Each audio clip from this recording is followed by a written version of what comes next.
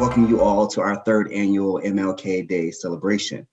We utilize this annual event to reflect upon the life and legacy of Dr. Martin Luther King Jr., a man who changed the course of American history.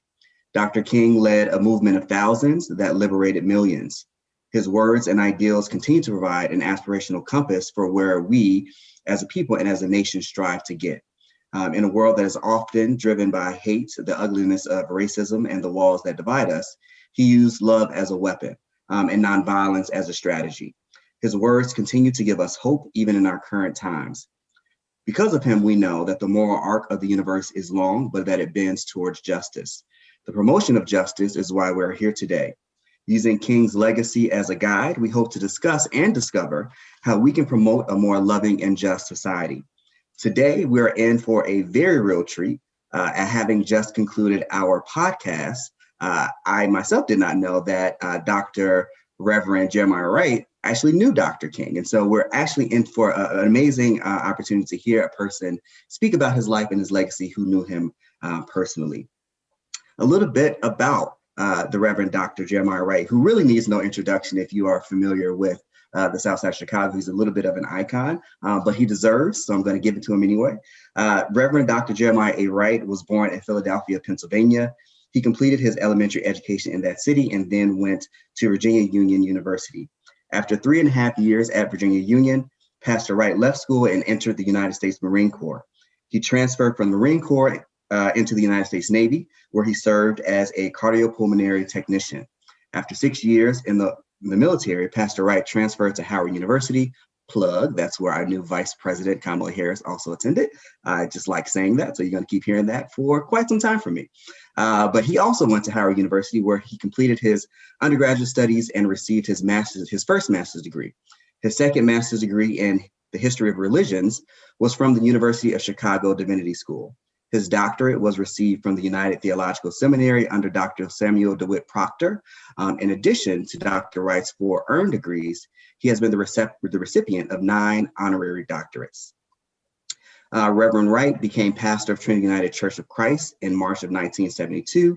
Within a matter of months, he demonstrated an understanding and deep commitment to help Trinity UCC achieve its motto and vision. The motto being unashamedly Black and unapologetically Christian. It was a phrase that was coined by his predecessor. It was officially adopted by the congregation shortly after Pastor Wright began his ministry. A student of Black sacred music, ethnomusicology, and African diaspora studies, Dr. Wright is a historian of religions. The foundational strengths gained from these studies shaped Dr. Wright's vision for prophetic ministry.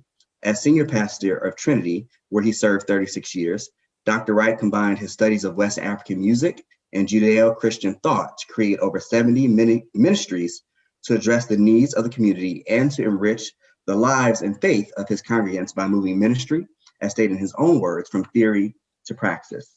Under Dr. Wright's leadership, the membership of Trinity grew from 87 members in March of 1972 to over 8,000 members while he served as pastor. Dr. Wright has lectured at seminaries and universities across the United States. He is currently an adjunct faculty member at the Ashland Theological Seminary, Lancaster Seminary, the Chicago Theological Seminary, and the Samuel DeWitt Proctor School of Theology at Virginia Union University. He has taught courses at Garrett Evangelical Seminary, the Seminary Consortium for Urban Pastoral Education in Chicago, and Catholic Theological Union. In addition to his seminary teaching responsibilities, Dr. Wright also lectures at colleges and universities in the fields of Africana studies, Black sacred music, African religions, and the African American experience in the Black Atlantic. On May 31st, 2008, Dr. Wright concluded his work as senior pastor of Trinity United Church of Christ. He was voted pastor emeritus of that congregation and now spends his time preaching and teaching seminary. Please join me in giving a big Roosevelt welcome to the Reverend Dr. Jeremiah Wright. Good afternoon. Before I begin, and being mindful of the short time that we will have to spend together, I would like to thank Dean Jamar Orr, Brother Carl Hunter, and Sister Amanda De Palma.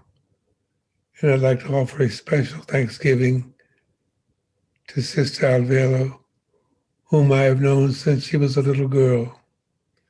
To the Roosevelt community, to the administration, students, faculty, alumni, and visitors to this afternoon's event, the third annual celebration of Dr. King's work, and to the visitors to this afternoon's webinar. I greet you as you honor that legacy of Dr. King's.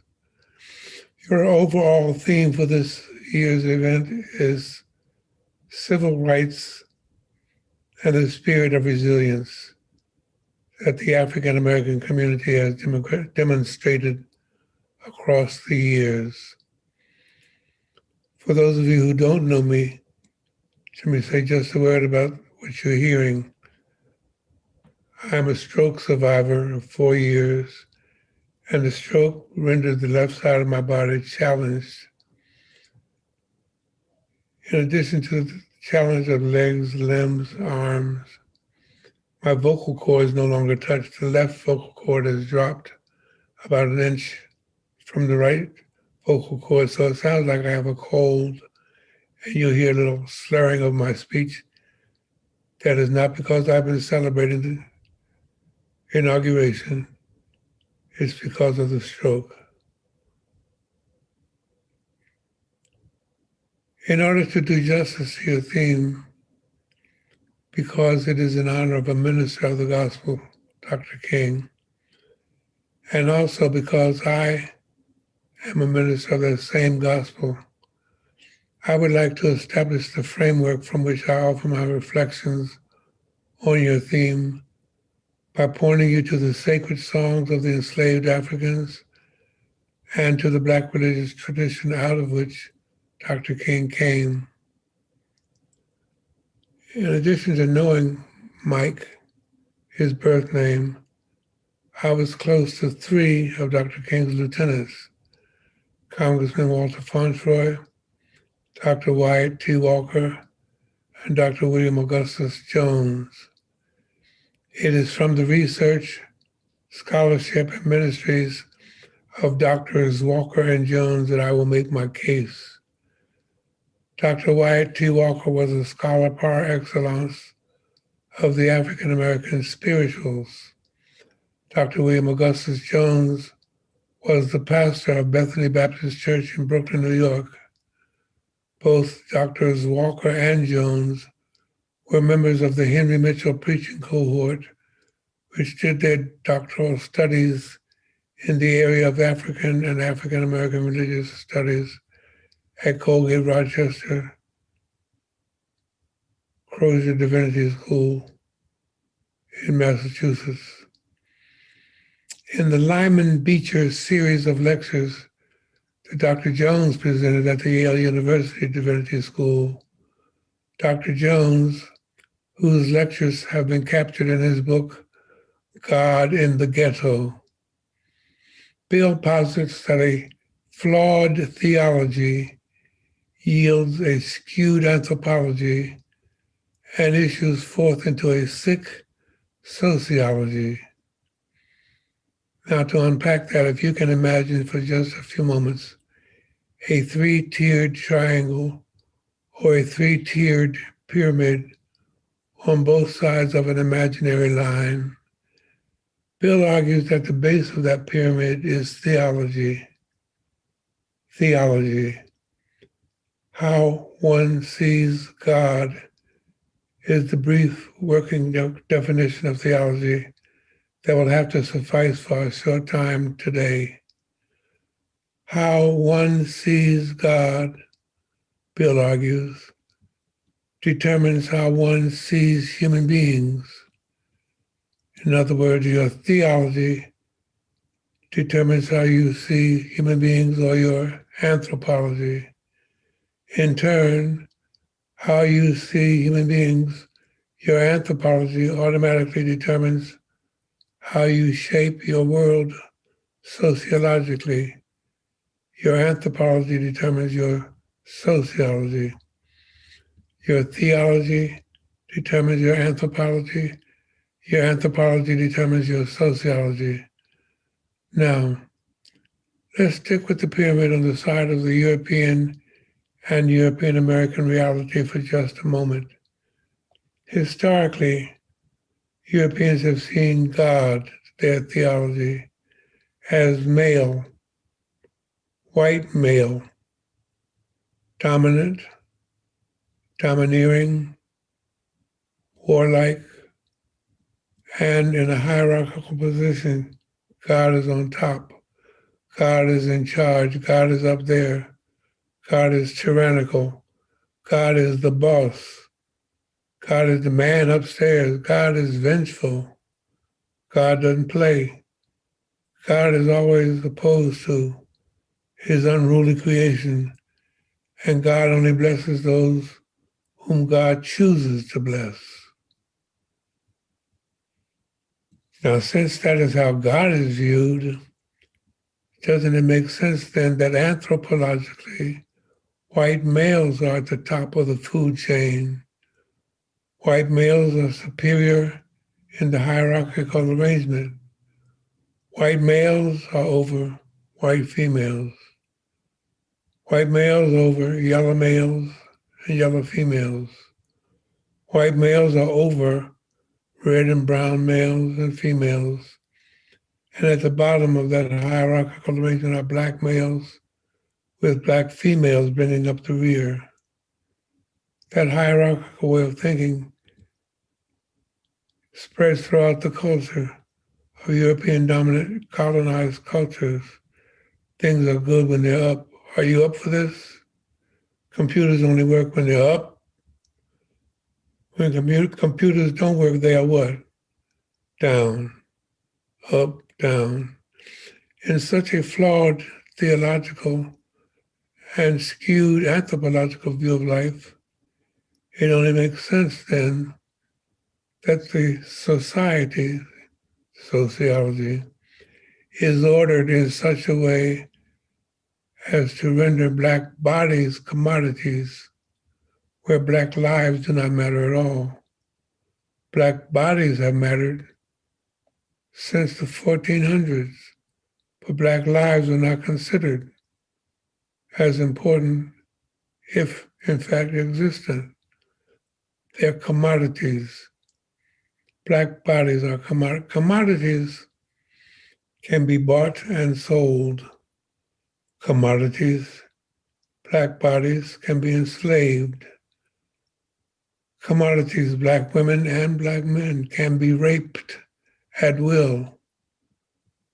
Commodities are less than human. In some nation states like ours, commodities are chattel, property. Africans are property. They're not even human beings.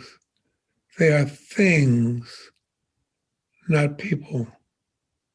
Now, on the other side of that imaginary line, the pyramid looks quite differently. The theology on this side of the line sees God as beneficent, gracious, kind, and loving. God is seen in the Judeo-Christian tradition as Emmanuel, or in Hebrew, Emmanuel, which means God with us, not God over us, God alongside of us. God is an ally, God is a friend, God is loving. If that is how God is seen and defined as a result, anthropologically, human beings are seen as made in the image of God. They're always in community. The South Africans call it Ubuntu. Dr. King called it a beloved community. There is not a hierarchy. There is not an over-under arrangement. In those societies where there is regency, in those societies, it is co-regency. Women are equal to men. Women are partners with men. Women are helpmates, not servants, not slaves, not pieces to be had. They are persons to be honored. Think of the language we use in our culture. I'm going to get a piece, not a whole person. That view anthropologically on this side of the line yields societies that are warm, loving, hospitable, open, welcoming, and humane. Dr. Ivy Lang Carruthers, the CEO of the Samuel DeWitt Proctor Conference, former CEO of the Black Theology Project, said Africans welcomed the Europeans to come as visitors, assuming that they had a home to go back to and that they were going back to their homes. The same thing with the Native Americans, the Lakota, the Cherokee, the Creeks, the Sioux, the Apache. They welcomed the British. They welcomed the Spanish. They welcomed the Portuguese as visitors, thinking they were going to go back home to their home. Now, based upon Dr. William Augustus Jones' paradigm, it is easy to see how such a flawed theology ended up being America's original sin, to quote Jim Wallace. America's original sin, Dr. Wallace says, are slavery and racism. Civil rights, a part of your theme, is not on the table. Civil rights for commodities, for Blacks, for Africans, for Hispanics, for Mexicans whose babies are caged at the border, nowhere on the agenda. How do you give civil rights to an animal? Nobody argues for civil rights for German Shepherds. Africans were chattel property. They were listed on the slave manifests of the ships, right alongside the cows, the horses, the wine, the rum, the china, and all the rest of the property being shipped from Ghana, Abidjan, Nigeria, and as far away as Mozambique. The Theological Problem is written in ink in the Doctrine of Discovery. Please Google it and read it. And written in the sermons of white clergy persons in the British colonies, which later became the United States, teaching that God ordained slavery. That is what their theology taught them. The Doctrine of Discovery went so far as to say that whoever did not convert to Christianity, meaning Western Europeans' definitions of Christianity, not the Christianity of Jesus the Palestinian, the so-called discoverers had the authority of the church, the full weight of the church, a papal bull backing them up to kill those who refuse to drink their toxic Kool-Aid. That understanding of a God who approves slavery, a God who created Native Americans in all three Americas and created Africans from whatever country on the continent of Africa, created them as inferior to Europeans, inferior to the British. That understanding held sway from the 15th century through the 20th century. And as we saw on January 6th of this year, it still holds sway in the 21st century in the most backward of circles. The flawed theological problem, to use Dr. Jones' terminology, easily morphed into the skewed anthropological views of human beings. Charles Mill's work, The Racial Contract, gives you a bibliographical compendium of the racist thinking of the Enlightenment and the Protestant Reformation. Great minds like George Friedrich Hegel. Hegel was famous for his Hegelian method of dialectical thinking. Hegel taught that Africans should not even be included on the chart of humanity. They weren't human beings. They were too stupid. They did not have any brains. Hegel said they certainly had no culture and no history. Newsflash. Thomas Jefferson thought and said the same thing about Phyllis Wheatley, Of course, we must remember that Jefferson wrote those infamous words while sleeping with and having babies by a Black teenager named Sally Hemings. If he were alive today, they would call that pedophilia, I believe. Having babies by a teenager. The roots of racism and a complete absence of human rights, much less civil rights, spilled over from the Portuguese and Spanish conquistadores into the Protestantism of the Anglican Church in the British colonies, of which we were one, and to the seat of Anglicanism, the United Kingdom. The quick summary of the theological problem and the anthological problem help you better understand the sociological problem when it came to law in these United States of America, or as Maya Angelou calls them, these yet to be United States of America. Pennsylvania Supreme Court Judge A. Leon Higginbottom, for instance, demonstrated masterfully in his book titled In the Matter of Color. Higginbottom shows how 150 years of racist laws in the British colony ended up with racism being sewn into the fabric of the Constitution of these United States. Judge Higginbottom shows how each of the 13 colonies adopted laws, you're talking about civil rights.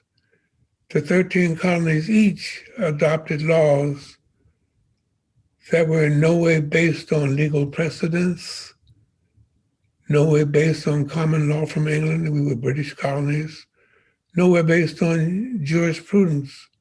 They were based on whatever the custom was in that colony. From 1630s to 1787, the law in this country, which was then 13 colonies, was based on whatever the custom was. Not 1619, there were no laws on the books of the colony of Jamestown, Virginia. There were no laws in the colony of Penns Woods, Pennsylvania. There were no laws concerning Africans in the colony of Massachusetts, city on the hill, ordained of God. Why were there no laws? Because there were no blacks in those colonies. By 1631, however, laws started appearing in each of the colonies because, why? African women were having babies by non-Africans. The question became, what race are we going to call these kids? The racism starts to show the kids will forever follow the race of the mother, with the assumption being that no white woman dare have a baby by a black African, enslaved or free. After 100 years, to be more exact, 150 years of legally denying Africans of their rights, it is easily understandable as to how the framers of the Constitution in 1787 could put together a document that is boldly racist and built on the premise of white supremacy. Dr. Khalil Gibran Muhammad, PhD from Harvard, demonstrates in his work, The Condemnation of Blackness, how the field of sociology is patently racist. The Association of Black Psychologists had already demonstrated that same reality in the field of so-called scientific psychology. Dr. Muhammad shows us how learned psychologists, PhD, and tenured professors opined that the darker one's complexion was, the more likely they were to commit a crime. Do you expect this field, or the field of sociology, to be leading the charge for civil rights for African Americans? Slavery by Another Name, the book, shows us how the convict lease system continued the practices of legally denying rights to the Africans from the end of slavery up until the 1950s, coming into modern times and fast forwarding because of our lack of time. Michelle Alexander's book, The New Jim Crow, Mass Incarceration in the Age of Colorblindness, and Dr. Garrick Faria's recently published book, American Terrorism, A Brief Legal History of the Lynching of Black Folk in the United States. Those two works demonstrate how the legal rights, the human rights, and the civil rights of Blacks have been completely ignored, denied, thrown under the bus, trashed, or crushed by bloom bloom, law and order. White folks are the law, Black folks out of order in New York City. Bloom bloom. The chosen theme for this year's Martin Luther King Observance is on Black resiliency. And that takes us back across the line to the other pyramid.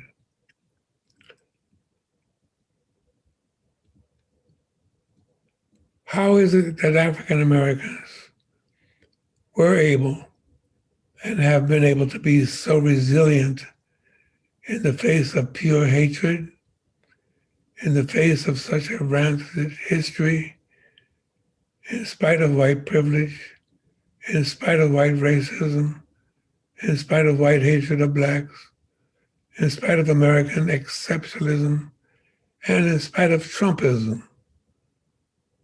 The short answer takes me to Dr. Wyatt T. Walker, whom I mentioned earlier.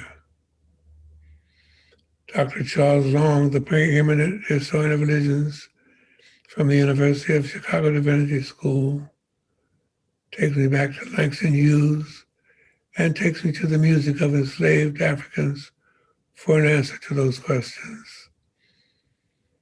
A clue, if not some would argue the key to African American resilience while, quote, singing the Lord's song in a strange land, quote.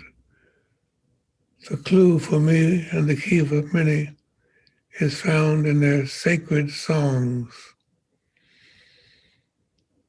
I've been buked and I've been scorned. I've been talked about, shows you're born. Roosevelt students, please notice I'm using African English, African American English, not I have been rebuked.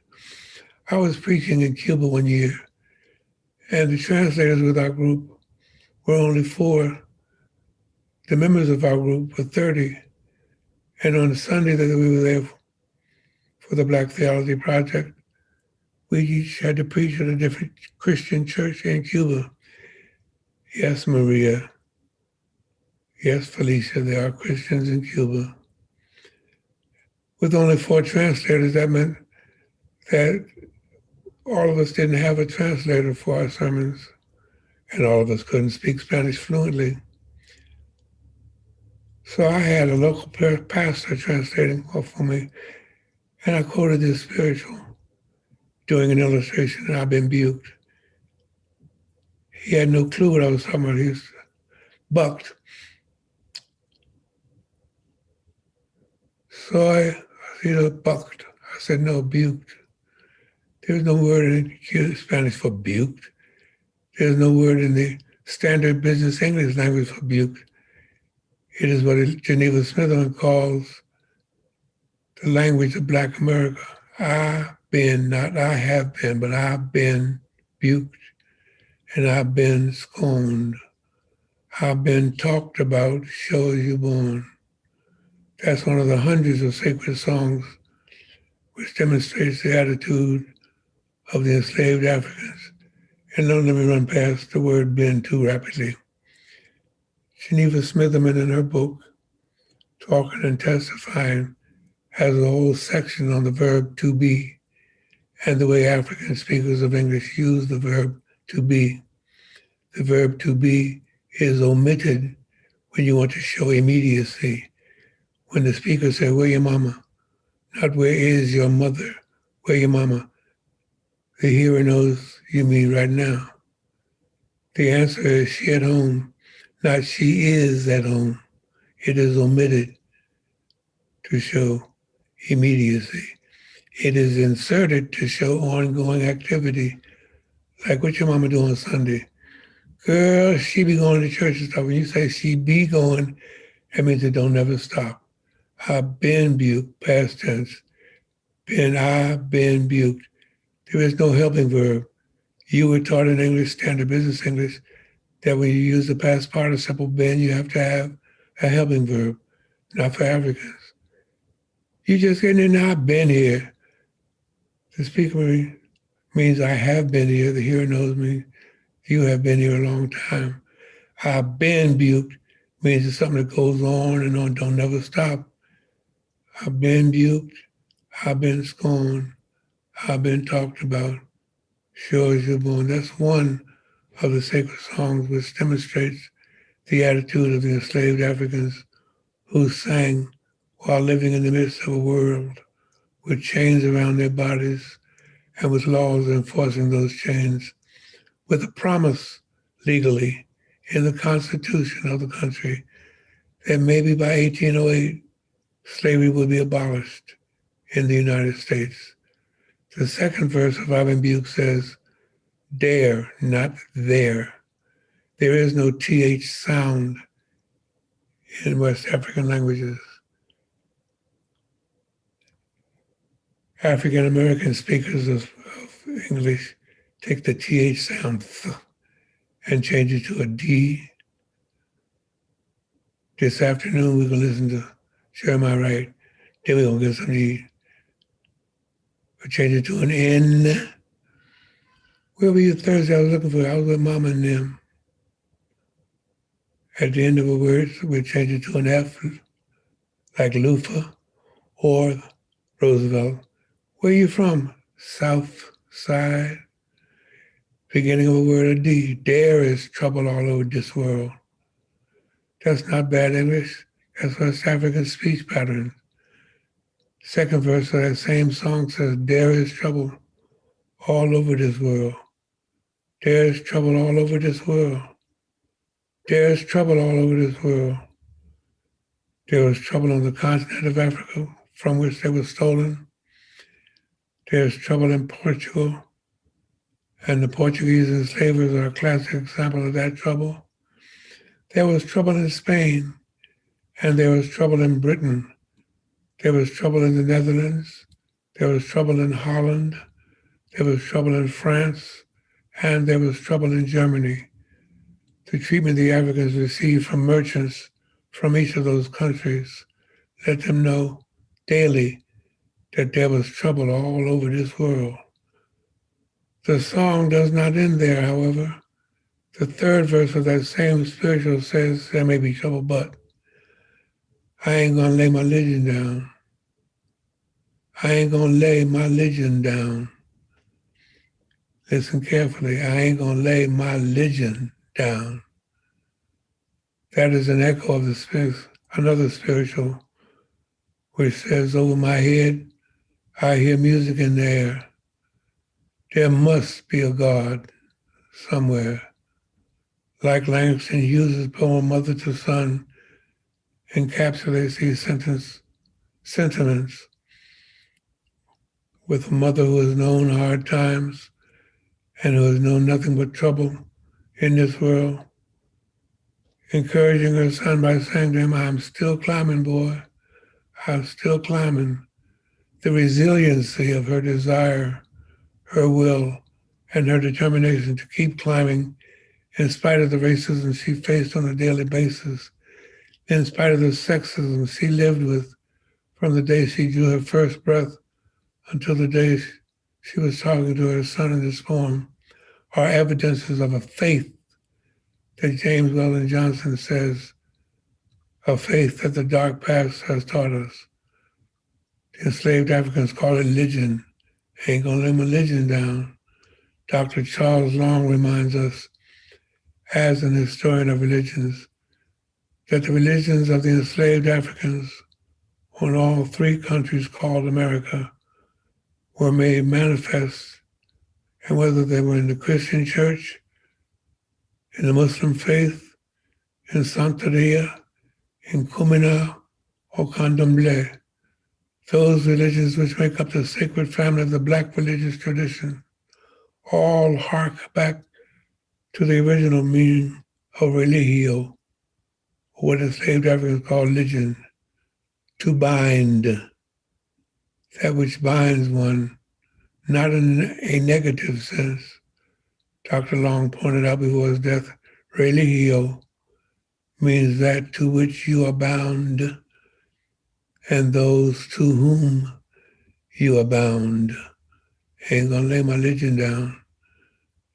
The Africans were able to rebound, pardon the pun. They were able to show resiliency because they were bound to each other, crammed together in the slave castles on the west coast of Africa, crammed together in the slave holds of the ships that took anywhere from 3 weeks and a half to 6 months to cross the Atlantic, crammed together in the hovels of the plantations, forced to undergo the seasoning process where the Fon, the Ga, the Ibu, the Hausa, the Akan, the Ewe, the Ashanti, and the Yoruba were intentionally separated from family members, from loved ones, and thrown together with total strangers who did not speak the same language. These enslaved Africans cobbled together a new language. I've been talking about it for a minute now. Dr. Geneva Smith in his book, Talking, apostrophe, no G on it, no talking, no West African words end in hard syllables like talking. They don't have words that end like this. Those are Indo-European Germanic words. There was a soft at the end, Abidjan, Kwame Nkrumah, Djibouti, Ghana, Ebe, talk in apostrophe, and testify in apostrophe, the language of Black America. Dr. Smitherman gives the untutored reader an introduction to and a brief overview of that cobbled together language in one of the three Americas in the United States. While lecturing on linguistics in Miami, Florida, a linguist ran up to me with tears in her eyes from Cuba. She said the same principles Dr. Geneva Smitherman writes about in her book, what I've been teaching Spanish-speaking speakers of English. In all three Americas, they've cobbled together a language that has all of the elements of every language in the world: pragmatics, syntax, semiotics, grammar, and phonics. Dr. Long argues accurately that those Africans also cobbled together a religion. Ain't gonna lay my religion down. It doesn't say Baptist religion, Methodist religion, Presbyterian religion. Ain't gonna lay my religion. They cobbled together a religion, a new faith, a tertium quid, third entity is what Dr. Gaylord Wilmer calls it. Their new faith was filled with the hope that the present brought them in spite of the hell that they lived through in the present. That faith was practiced most often away from the eyes of slave masters and away from the ears of Uncle Toms. That faith was freely practiced in the hush harbors and the brush harbors of the woods in the deep South. Their religio, religion, had bound them into a true single garment of destiny, to use King's words. And that new religion reminded them daily that they were human even though their slave masters said otherwise. They were reminded by their new faith and their new religion and their songs that there is a God, must be a God somewhere. In spite of the godless behavior they saw and were forced to undergo from slave owners, slave drivers, and slave overseers, they were bound together, religio, because of a love that could not be crushed and because of a fire within that could not be extinguished. It burned on the inside and it still burns today. Their hope and our hope is not in the empire. Their hope and our hope is not in the colonial powers. Their hope and our hope is not in Barack Obama or Kamala Harris. Both Barack and Kamala have achieved success in being elected to the highest offices in the land. But our faith, our religio, our religion, teaches us that they were elected to the highest offices in the empire. As the sacred songs of the enslaved Africans say, our hope is in God. Our hope is a hope that does not disappoint. Our hope is a hope that cannot be extinguished, and a hope that not only carried us over a way that with tears has been watered, treading our path through the blood of the slaughtered, but it is also a hope that has us daily facing the rising sun of a new day begun. No, James Clyburn, this cannot be a national hymn because everybody, no V, everybody ain't tread their path through the blood of the slaughtered or come over a way that with tears has been watered. May God bless you, and may their hope and our hope sustain you in the days which lie ahead. Ashe.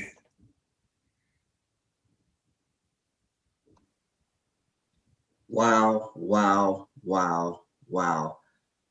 Reverend Wright, I just want to personally thank you for that history lesson, for that sermon, for that language and history and linguistics, right? He really did take us on a journey, and it was one that I will not soon forget. So thank you, thank you, thank you. At this point, we're going to go to our question and answer period. And for that, I'm going to turn it over to the Assistant Director of Multicultural Student Support Services, Carl Hunter. All right, thank you once again. So if you all wouldn't mind putting your questions in the chat, or you can unmute yourself as well if you have questions you want to ask Dr. Wright. If I may, Carl, for those who don't know, Reverend Wright and I had a pre-conversation in which we talked about a few things for the President's podcast. And one of the areas that came up in our conversation was really centered around the idea of Dr. King's beloved community. And Reverend Wright, you gave a really phenomenal answer to my question of being whether or not his hope for the achievement of that beloved community was at this point in time, given everything that's going on, if that is still even a realistic hope and possibility. So might you be able to speak a little bit toward that question for this audience?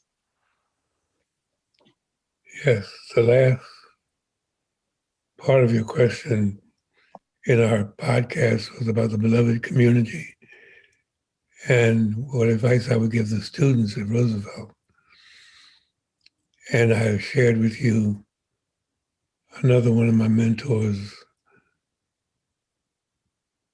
sayings that I have adopted as a mantra. Janice Hale, in her 1972 book, Black Children, Their Culture, Cognitive, and Learning Styles, pointed out, and maybe I should say something about how she came to that, Jamar. In the field of education, Roosevelt students majoring in education, up until the 70s, early 70s, we had been comparing African American students to European American students. And we kept coming up with funny terms like EMH, TMH, ADH, reading, writing, and Richland. And Janice, education major, decided to stop comparing African Americans to European Americans, but comparing African students to African Americans, European students to European Americans. And she found that they had different ways of learning. And with that being the backstory, she coined the phrase that I've adopted, different, and there are different ways of learning. Difference does not mean deficiency. Seeing somebody who is different as deficient is what causes white supremacy. You have to become like me if you to be acceptable. You have to speak as I speak. You have to sing European music, classical music. You have folk ditties. Those aren't serious music. They're not worthy of serious study. The only drama, of course, is Shakespeare, Edward Albee. No mention of Lorraine Hansberry or any Black playwright, because anything Black is deficient. Unless students learn how to push by that and learn that those, first of all, God, I'm sorry for those of you who don't believe in God, this is me, he asked me. God loves diversity. No two snowflakes are alike. No two persons have the same DNA. We're different. That does not make one of us deficient and the other one efficient. It just means different. If we could learn that and begin to learn each other's cultures, begin to learn each other's beliefs, and see each other as human beings of the same race, that would be the first and most important step, as I see it, toward building the beloved community. Right now, we live in balkanized silos, and we do not see each other as brother or sister. King kept using the term my brother. What you saw on January 6th is folk who will never see you as a brother as long as they see you through the lens of white supremacy, white privilege, Confederacy. They think they won the war. They think they were cheated out of that war like they were cheated out of an election. As long as we maintain that balkanized silo perspective, we cannot build a community. I was asking Jamar in the podcast, did he remember porches? And he shared with me his grandmother had a front porch.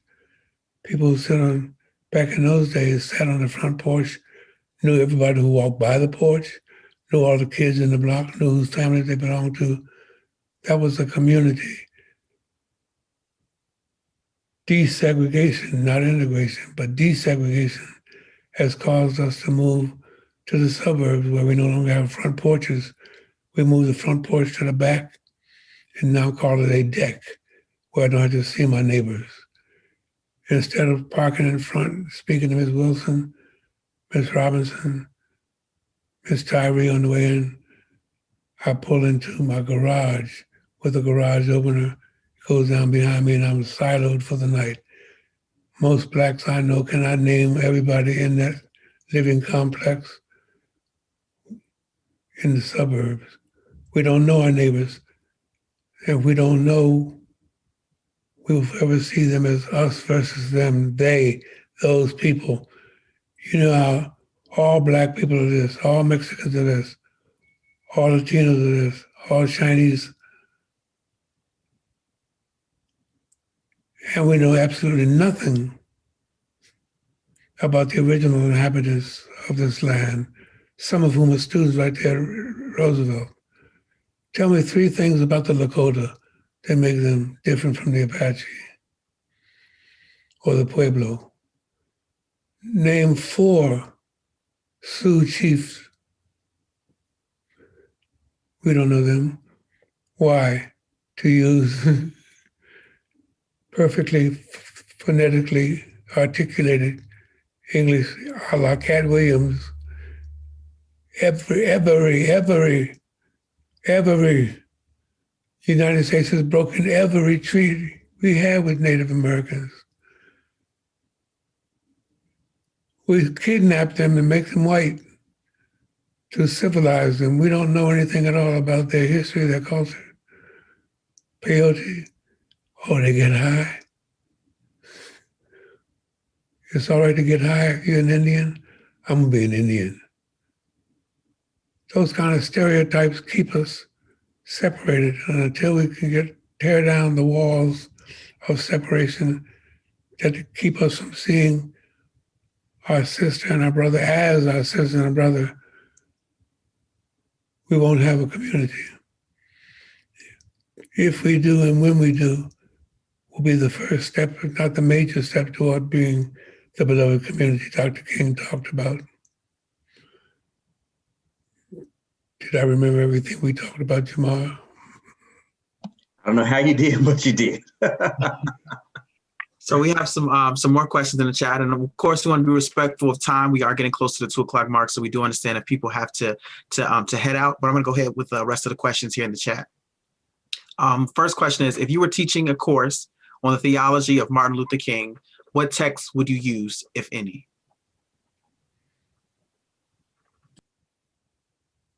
I would use his book, Where Do We Go From Here? I would use James Washington's book, The Collected Sermons of Martin Luther King, and I would use James Cone's book, Martin, Malcolm, and the American. Great. Is that undergrad? Is that an undergrad course at the chat? Because of his graduate school, I got 5 more books for graduate students to read.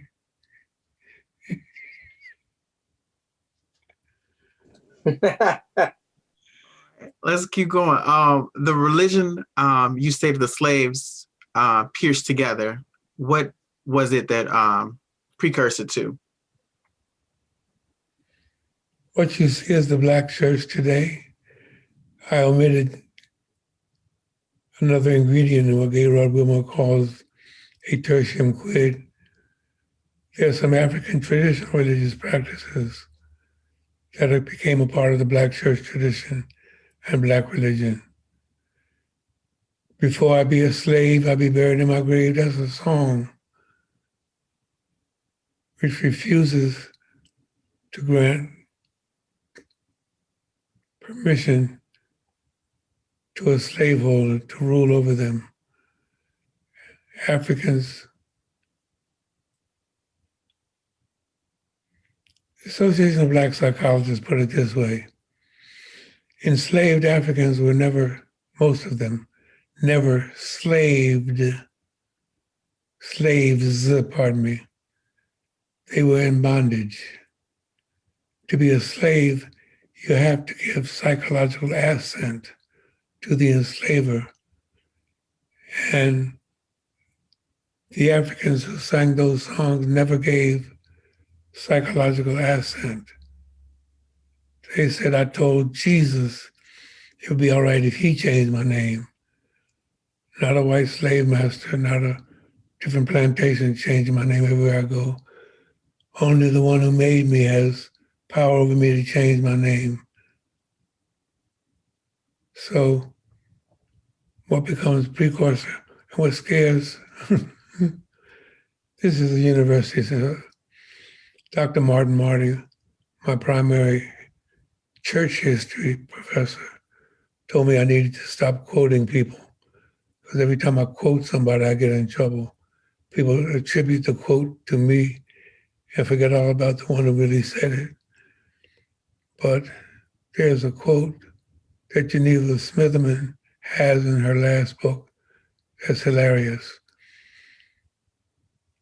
Because of the precursors being a combination cobbled together of the Akan tradition, the Yoruba tradition, Candomblé, Santeria, Kumina, Methodism, Baptist,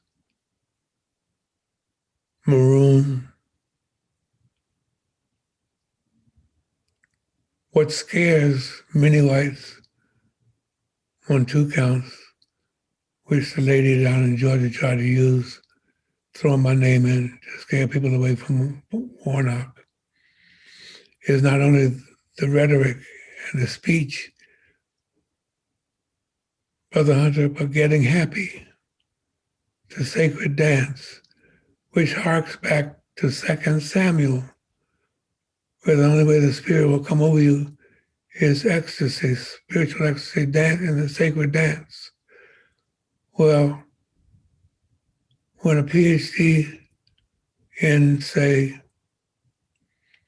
nuclear physics from Roosevelt walks into a black church and sees folks shouting and doing a dance, which is from Africa, that's scary. Geneva Smitherman said, when I start talking in black English, communicating with my congregation, not as a politician trying to win votes, but talking to my folk who are believers as I am. Geneva Smitherman says in her last book is Articulate While Black, or Articulate While Black. She says when black preachers slip over into a language that only black parishioners are common to, using coded language, quote, white folks don't know whether to shit or go blind when they hear Jeremiah Wright, unquote. But that too is part of the precursor, the coded language that Africans use whenever they suspected an outsider might be, everybody of skin color ain't your kinfolk, might be running back telling Mouse what they're doing. Or if a white person was present in worship who was not a part of the in-group, who was not proven to be a part of the accepted coded language group, Paul Laurence Dunbar wrote a poem that describes it, Slave Religion. The last couplet, no, the last quatrain, as he's railing on about Pharaoh in a Bible-istic way, talking about Master Pharaoh, don't know that African children need to be set free. Somebody white walks in, and you can tell by the way he switches to, oh, children, let us pray. He stops his sermon cold and goes into, oh, children, let us pray. Well, that's part of the question, what are the precursors in the tertium quid? African traditional religions, African speech, African dance, African coded language, African coded spirituals, African music, African sermons, and European religion. Al Robideau's book, Slave Religion, talks about different ways that Africans were converted, some through catechesis, like the Anglican Church, the AME Church, any church with the Episcopacy and the Presbyterian Church, but the Baptists had a different bar standard for conversion, which was a personal experience of the Spirit. So all of those put together are precursors. Okay. All right. Well, thank you. Thank you so much. So we are over time. So we do appreciate everyone for your questions and your comments and just for being here today. I'm going to go ahead and give it back over to our director, Emily, and she's going to close us out. Thank you so much, Carl, for leading the discussion and question portion. And thank you again, Reverend Wright. You have always been very instrumental in my life. I took my recordings, if you remember when Trinity used to take the recordings from service, I took those with me to college and they got me through when I couldn't come to church on Sunday. So your words have always been a point of inspiration and critical thinking. And I'm so grateful that you were able to bring that to our Roosevelt community today. And so thank you again. Love and light to you always. And thank you so much to the Roosevelt community for joining us today. We very much appreciate and hope that you are as inspired and hopeful and thoughtful and thinking and processing everything. All like this will be recorded so you can rewatch it later. So for the community. So I just want to thank everybody again. Thank you.